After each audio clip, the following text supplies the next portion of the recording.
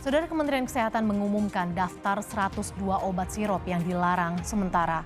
Obat tersebut diduga mengandung zat kimia berbahaya yang memicu terjadinya gagal ginjal akut pada anak. Kementerian Kesehatan menemukan 102 obat jenis sirop saat mendatangi 156 rumah pasien gagal ginjal akut. Setelah diperiksa, seluruh obat sirop itu mengandung polietilen glikol dengan kadar melebihi ambang batas. Kemenkes pun menginstruksikan seluruh apotek untuk tidak menjual 102 jenis obat sirop itu, serta menginstruksikan dokter tidak meresepkan obat itu untuk sementara. Kita ambil kebijakan konservatif walaupun belum 100% tahu, kita belum 100% tahu yang mana yang berbahaya dan tidak, tapi kita kira-kira sudah tahu.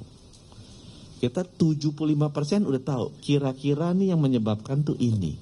Nah, kita larang dulu. Kita larang untuk diresepkan dan kita larang juga untuk dijual. Sebelumnya, Badan Pengawas Obat dan Makanan BPOM merilis 5 merek obat sirop yang ditarik peredarannya karena memiliki kandungan cemaran etilen glikol dan dietilen glikol yang melebihi ambang batas aman. Arahan BPOM mengenai penarikan produk dikonfirmasi Ketua Ikatan Apoteker Indonesia IAI Kabupaten Lebak, Banten, Yeni Herlinawati. Obat yang masuk daftar penarikan akan dikembalikan ke PBF atau pedagang besar farmasi yang merupakan tempat apotek atau klinik mengambil obat. Selanjutnya, pihak PBF yang akan mengembalikan ke industri.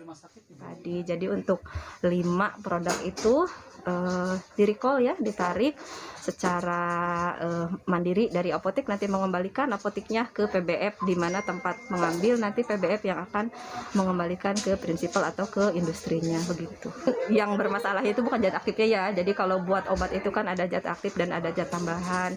Nah, yang bermasalahnya itu kan sebenarnya zat tambahannya. Meski demikian, kabar baik datang di tengah keresahan para orang tua terhadap penyakit gagal ginjal akut pada anak-anak. Menteri Kesehatan menyatakan telah mendatangkan obat penawar dari Singapura yang disebut Fomepizole.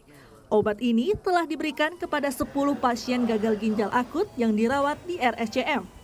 Hasilnya, anak-anak yang memberikan respon positif terhadap obat ini menunjukkan kondisi yang lebih baik. Menurut rencana, pemerintah akan mendistribusikan obat ini ke 22 provinsi dengan temuan gagal ginjal pada anak.